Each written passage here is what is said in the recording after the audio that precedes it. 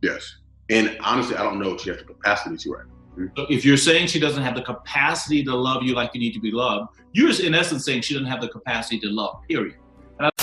Hey guys, and welcome back to Little Black Buck. You know what time it is. Talking to you guys obviously about the Miles and Karen situation, and dealing with part 3 where Miles gets to talk to Pastor Cal. Guys, if you're new to the channel, make sure you like, share, subscribe, click on the bell button for a notification of the uploads. And for those of you who are returnees, well, you got the minerals, you got the minerals. Don't forget to grab your merchandise, guys. Grab yours, you understand? The link down below, you get me? Alright, cool. So, talking to you guys obviously about, this particular episode. One, I'm going to point out a few things, then I'm going to break it down. My first thing is I have an issue with Pastor Cal. And it was just one thing that he said which riled me up a little bit, because I felt like it's a slight gaslight of my boy Miles here. Alright, now Miles mentioned to Pastor Cal that, hey, he doesn't feel like Karen has the capacity to love him. He's not sure. Listen to what he said. He's not. She's not caring for you the way you want to be cared for. Yes. And honestly, I don't know if she has the capacity to right now. Sure if Karen has the capacity to love him due to what he had seen. And then Pastor Cal replies by saying, well, hold on a minute. Basically what you're saying is that she doesn't have the capacity to love. No. That's not what he said. What he said was she might not have the capacity to love me. We must understand this. Listen, look, as much as I believe that couples work together and have the ability to love one another, if we're not willing to put in the effort to teach people how to be appropriate in a relationship. When I say appropriate, teach them the details of how to get along. We can't make a statement by saying, well, then you're saying she's not capable of loving. No, he never said that. He said, loving me. I need a specific type of love, and I'm not sure if right now she's able to do it. She might not have the capacity to do it. No, she has the capacity to right now. So if you're saying she doesn't have the capacity to love you like you need to be loved, you're in essence saying she doesn't have the capacity to love, period. And I don't believe that. And that's okay. It shouldn't be made into a gaslight situation where you're trying to say, oh, you're saying that she doesn't have the capacity to love at all. No, I never said that. Sir, please, come on, man. Like, if you make that conflation, you're gonna hurt this boy. Because what I've been seeing is that he's been taking a lot of flack, you know, and because he's been taking a lot of flack, the damage is getting done. And this is where I think people don't understand. As much as I believe that they could work together, they could, if they have the right amount of information being fed in. At times, if there is going to be no information being fed in, no change, no trajectory, movement of knowledge and understanding of one another, all that's going to happen is what our parents had, okay? Which is not a happy marriage, which is we just stuck it together because it's a business deal. I don't want anyone else to see that we didn't make it through this marriage. That isn't a marriage. Listen, if my relationship with God, which is a marriage, was like that, let me tell you something, I wouldn't want to be in it. Now, am I saying that every day is going to be happy? No. But there can't be a case of the fact that you don't know how to ever love me, and you're waiting 20 years before she finally learned how to love me. I'm sorry, no. No, there are better people out there. No, there are better people out there. But what I would say is that, you know, that comment for me was a little bit without thought, you know what I mean? Like, he may have had his own agenda of what he was trying to make Miles understand, but you ain't gonna keep him in that relationship by saying things like that. I've had some really tough moments in which I've been like, yo, is this even worth it? Like, do I really want to continue to invest in this? That's not correct. For me, that's wrong. Completely wrong. Now I may have got it wrong. Maybe I misunderstood what Pascal was really trying to say. But from what I heard, and even the way that he reacted, Miles, like, oh yeah, okay. It's like, bro, okay, I just gotta take it. And remember how Miles is. He's just gonna take it. For me, I'm gonna look at you like, you crazy. You know what I'm saying? You crazy. You know what I mean? Like, no, bro, you're not gonna gaslight me like that, bro. Come correct. You understand? So, again, for me, that was what was frustrating for me, just in that particular instance. Now, dealing with the whole thing where Miles was talking to Pastor Cal, I think it was quite interesting. From the very jump, Miles set a tone to how he's feeling right now. He's not happy. The boy is not happy, and he's tired of having to pick up the pieces when it comes to Karen, had several conversations, and the woman still isn't changing. Now, I say this all the time. Some people can't comprehend, but some people just don't want to do. And that's completely different. Somebody who's not comprehending your point is different from somebody who doesn't want to do it. And we've talked about it. I've been like, yo, I don't feel cared about. I don't feel cared for. I don't feel like you want to be here with me. How do you feel about being like quarantined with me for? At all. So Miles on several occasions has stated, on several occasions, my brother to the sister, look, I need this physical intimacy, I need this touch, I need you to compliment me. He stated his needs. After that first time Pascal said state your needs, he's been stating it. Got shot down. Got told that it's not the right time to talk about intimacy. It will come when it will come. You know, he's had these conversations with Karen, not once, not twice, thrice. Even in front of experts themselves, to the point where experts are telling them, listen, throw intimacy off the table. Oh! So now we're here. So now man's frustrated. Do you see what I'm saying? Like, this is why it's frustrating for me. Because I'm looking at it going, if you're an expert and you are given expert marriage advice, give it properly. Or don't give it at all. You understand? Like, that's my frustration. Do you know what I mean? Like, I'm not a person that's going to say don't stick it out. But what I'm saying is, don't stick it out? Give me information to help me change the trajectory of my mindset. Because without it, I can't do something different. I'm programmed to do a certain thing. And when you're injecting information into one person, it must also go into the other person. Otherwise, that person will die an early death. Why? Because somebody who's updated cannot compute with somebody who's on an older firm. You know what I'm saying? When I say firm, older what do you call it? Older update, if you want to say older, you know what I mean, like if it's 2.0, 3.0, you know what I'm saying? So it becomes incompatible, a bit like your phone, yeah? Suddenly certain programs don't run on that particular update. Why? Because they're incompatible. So if one person is continually upgrading how they should behave in a relationship, but the other person doesn't, it's sure to equip death. There must be comparative movements from both individuals that allow for a rubbing off of one another. As the Bible says, iron sharpen iron, right? But if you're wood and I'm iron, who's sharpening who? I'm sharpening you, but eventually I become blunt. You understand? Yeah, so it's important to understand that, listen, as much as we're talking about Miles, Pascal talking about Miles trying to change his mindset, certain things, give him and give my girl the information so they can begin to make that change. Yeah, I think going in, I expected the quarantine time to be fun for us to be able to like be together and just like get to know each other and cook and eat and be silly and have fun and that. He said obviously he wished they could have done more things together, but it didn't happen. Now we saw this with the cooking, coming over the cooking, and we saw the fact that, he's been picking after her and doing certain things, rah. And his idea of quarantine was that they were going to do things together. The truth of the matter is, this girl doesn't do touchy-touchy, doesn't do feely-feely, okay? This girl doesn't do compliments. This girl doesn't do enormous quality time with you. Well, actually saying that, they've had some quality time. They've done some events and some stuff. Well, then again, you didn't really have a choice because they planned these things. Not necessarily you, but the show plans it so they can have content. But obviously, these are the kind of things he wanted to do. He was looking to do things with a partner. He's yet to do those things, even in quarantine. So when he's making complaints about being bored, he's not necessarily talking about being bored. He's talking about the fact that we don't do anything, me and you. We don't, like, I'm unable to do life with you at the moment. Do you understand? Like, I would want to do these things with you, but at the moment, you're not giving me that. Do you understand? Like, for me, that's an issue. You know what I mean? Like, for me, that's an issue because you're starting to show that even in the areas of doing things together where we can really bond and have, I'll call it experiential intimacy, where we are doing things, we are experiencing life together. You're not giving me that. And I totally understand that at the time Karen was going to work, but she ain't doing that before. So this is nothing new. You know what I mean? So I can understand his frustration of wanting to do that, And again, he reiterated my point that I made earlier on about the fact that he's putting effort outwardly. And he said, obviously, I know she's a bit more inward. No, Miles, she's not inward. She's just not showing any effort, bro. I'm a much more like external type of person. And so like, you'll see my effort. You'll hear me talking. You'll see me trying to figure things out and try to get to know you.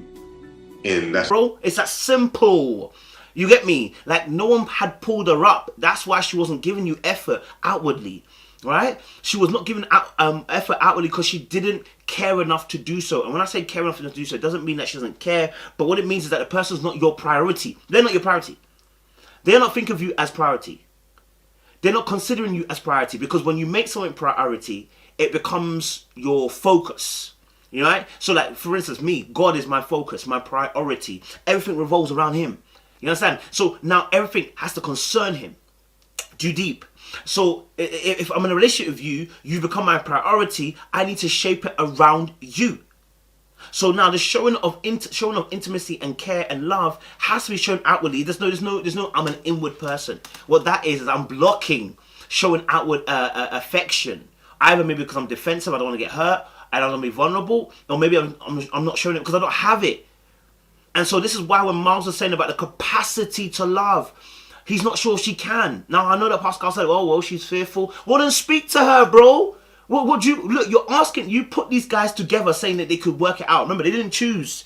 You put them together, right? Saying they would be a good couple. This is what you're here for. You're an expert. It's why you speak and words get taken. The Bible says, "Faith comes by hearing the word of God." Right? You know what I'm saying? And your words, there's life and death in the tongue. So speak life into the situation. Give him words that are going to be able to enable him and Karen to continue this forward. I'm ranting. I'm sorry, guys. I'm sorry. And like quarantine with me for a whole month. How do you feel? Well, I'm glad we have an extra room.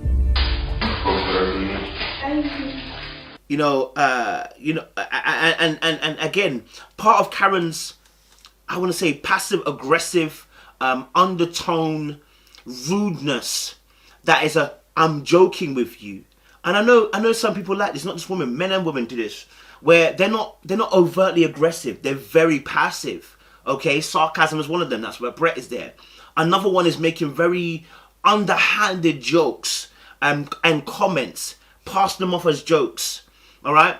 For instance, the scene where he's saying, obviously, you know what, like, how do you feel about being locked up with me in quarantine? Now, let me just be very frank. Last episode, remember you asked her, how are you going to feel about being, us being together a month? She didn't answer if I'm happy to be here, She never answered that because she wasn't happy to be here. That's the point. What you're not saying, what you are saying and what you're not saying is lining up. You're not saying that you like him. You're not also saying that you do like him. It's a done deal. You don't feel him. So when you're making a comment like, I'm glad there's a spare room, listen, another underhanded joke or whatever you call it, you want to call it a comment. But again, it just shows that you're divided. It shows again that you don't feel the same way that he's feeling towards you, right? And look, we can work with somebody not at the same level as you. Woody and Amani, right? I love you, I like you. Okay, we're not at the same level, but we are showing some type of attraction. We're showing some type of affection. We're showing something to you. I can't work with nothing, bro. You understand? Right? And I think many people have probably made this point as well. And I think it's the very truest point. When someone's buff to you, when someone is levels to you, when they're leng to you, when they're sexy to you, when they're attractive to you, yeah, you make more leeway for them people there. You understand? Yeah? And I'm seeing that, I feel like Miles is making a lot more leeway because this girl's banging to him. Yeah, he said it before. He finds her mad attractive. This girl is super attractive to him, so he's willing to give her more rope to hang herself with. All right? Okay? But for her to make a comment that, I'm just glad there's another room here. Again, it's underhanded, bro. It's not even funny because the way she did it. Listen, you can make that funny, right? If we have that level of banter, if we can go back and forth like that. But some of the comments that she makes, like the joke about the swing thing. Oh, I didn't know you joked. It makes sense why you didn't swing for 12 or whatever she said or whatever from last episode. And it's consistent. Whenever she makes a joke about Miles, it's almost a dig. It's not. What's the nickname I give you? Oh, child. Like, bro, all of this is passive aggressive behavior, bro. Like, all of it is passive aggressive behavior to say I don't like you. And so we're struggling here as the audience to see, yo, Karen, awagwan. Like, yo, like, if you don't like him, you don't like him, but it's a passive aggressive behavior that you're doing, bruv. And then you tell us, oh, I find him attractive. You're not showing that behavior. What you're showing right now is what I would call the rudiments or the the leftovers of experiencing a toxic masculine man. Okay, when you've left a toxic masculine man and you see the rudiments, you see the leftovers of that, the residue, I like that word, residue of that person's behavior on your own behavior. You're now stained in the way that you behave, because now as someone did to you, you're now doing someone else. As we say, hurt people hurt people.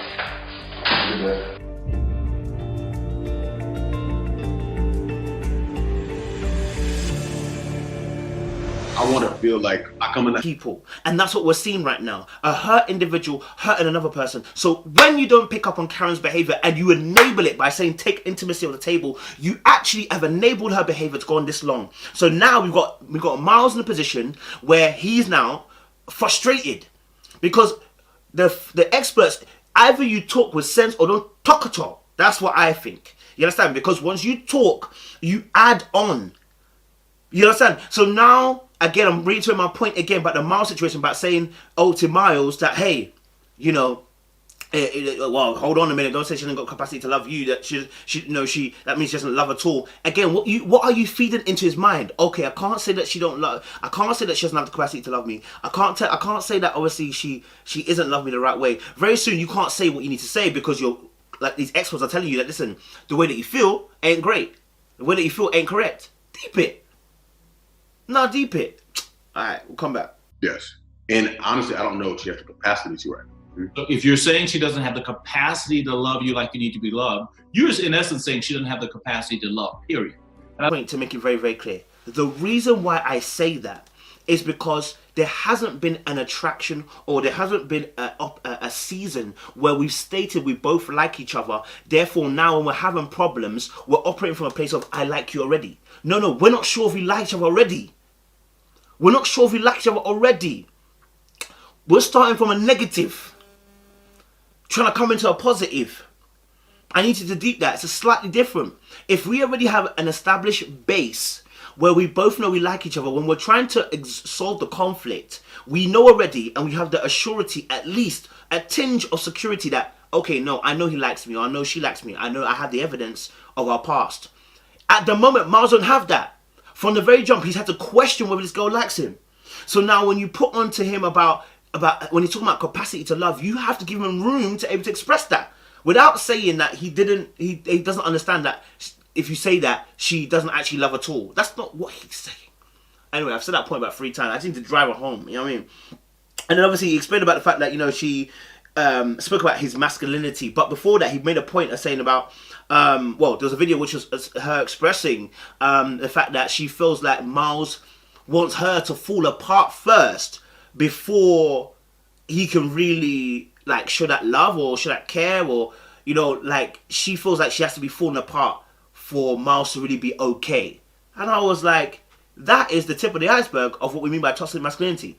You assume because a brother expresses that he wants you to be more emotional, to be more open, to be more inviting and welcoming, to be more touchy-feely, yeah, to be a bit more cozy, you know what I'm saying, with your behavior, yeah, that meant that he wants you to be falling apart.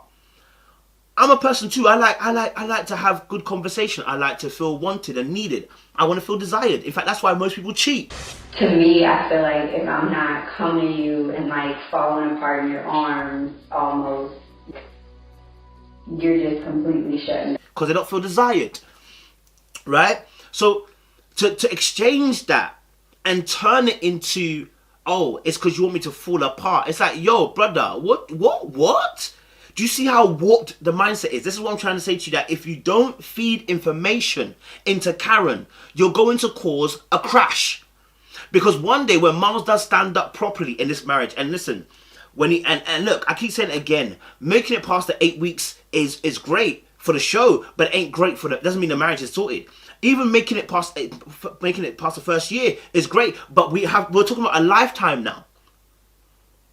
So this resentment is like sediment that begins to grow. Like it's sediment that begins to layer upon layer upon layer upon layer until one day it becomes really solid and hard, becomes a foundation, and then one day this guy explodes. Yeah. And so once he shakes it from a core and being, you know, that could shape the whole relationship and the marriage in future. So we don't want that. We want healthy marriages and relationships. And so, as I keep saying this, information that is good will always produce good fruit. You know what I'm saying? That's like, you know, a good vine produces good branches. A good branches produce good fruit. You know what I'm saying? Like, you got to make sure the foundation is right. That's what I'm trying to say. And so addressing, and you know, I respect the fact that Miles spoke up at that point and said, listen, hey, I don't think that's fair, and this is what I believe. And I think that was critical and important at that time. I know he calls it raw and whatever. I personally think it's raw. I think you just got to say what you got to say. Do you know what I'm saying? Like, you got to speak up for yourself when the person... And I shouldn't have to wait. Like, listen, and this is why I think... This is why I think it's so mad sometimes, yeah, about people in general. The fact that we have to say on certain things, hey, I think that's an abuse of me, is mad to me, right? Because I think to myself, what morals did you grow up with? Like, do you know what I mean? And I know we're all broken people, so I know we come with different baggage and different things. But it's just, if you really deep it, the fact that he has to speak up and tell her, listen, the way you're moving and talking is a bit mad, yeah, is in itself mad. Do you know what I mean? I know that some people can't see that they're moving madness because obviously maybe they've got away with it for so long.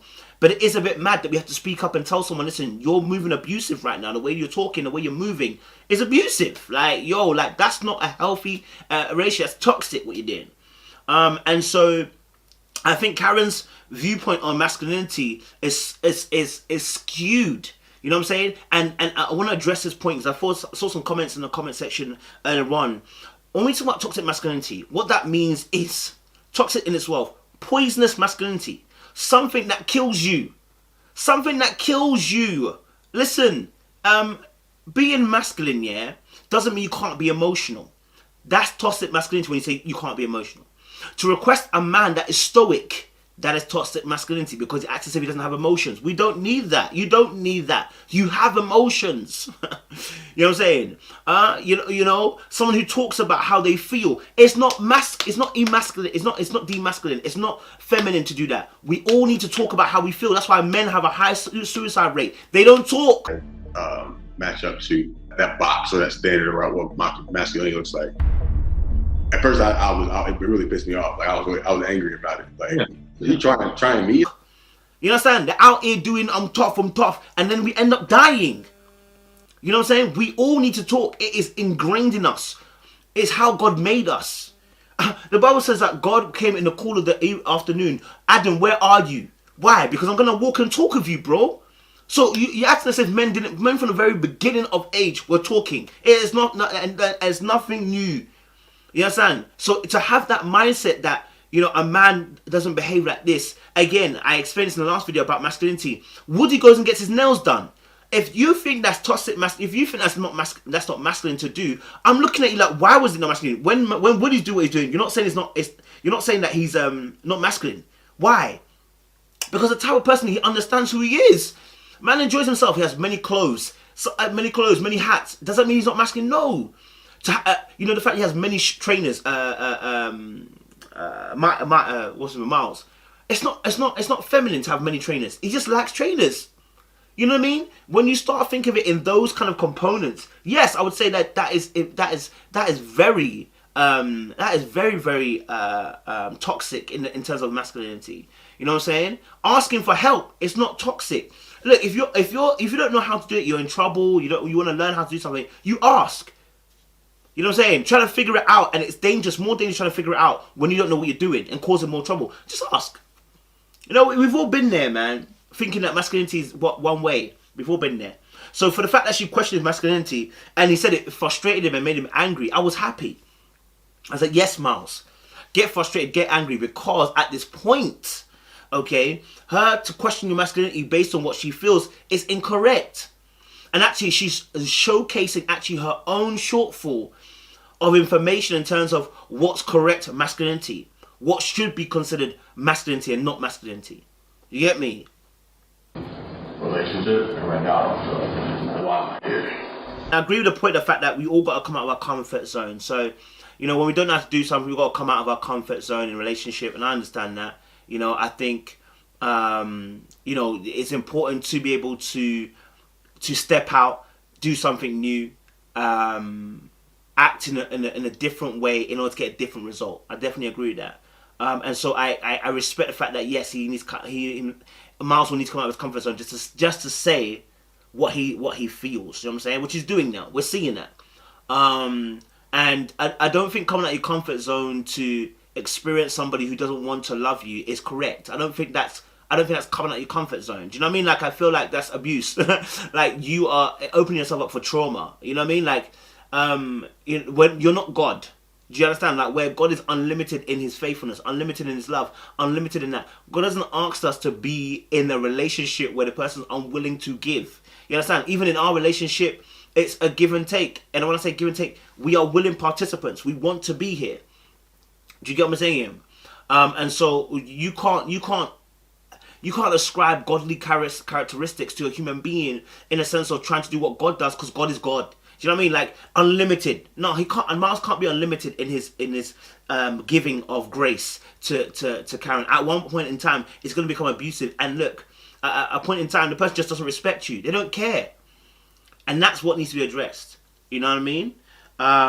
So, and for me, is what it looked slightly like Miles looked slightly uncomfortable towards the end. He looked really uncomfortable, like he was really in waters where he couldn't swim. And there were answers that were coming back to him weren't satisfactory. Even for me, I thought to myself, the answers that Pastor Kyle was giving weren't satisfactory in terms of helping me in this scenario right now. How are we going to sort this out right now? Because right now I'm being beaten and browed and down, and I'm not seeing what I need to see. So he was uncomfortable, it looked like, at the end, you know? And so rightly so, he didn't know if he was going to be there at the end. You know, this is married at first sight. This is not a relationship. So the speed that you are gonna have to pick up certain things is quickie. You know what I mean? Yeah. It's a quick thing. Everything's accelerated. That's the whole point of why you came to Married at First Sight. If you wanted to do dating, there's so many dating sites out there you could have gone on. Do you know what I mean? And swipe left. But you're on a Married at First Sight, so you got to be ready. And when I say ready, I don't mean ready in terms of knowing everything, but you've got to be saying, okay, cool. Do you know what? There is some work I need to be doing for myself. I need to work on myself on parts of me and make sure that, you know, I'm repaired in certain areas, because they will infiltrate a future relationship. So guys, that's part 3. We're gonna drop part 4 as well for you guys on the Miles and Karen situation. Make sure you stay locked, stay loaded. We appreciate you.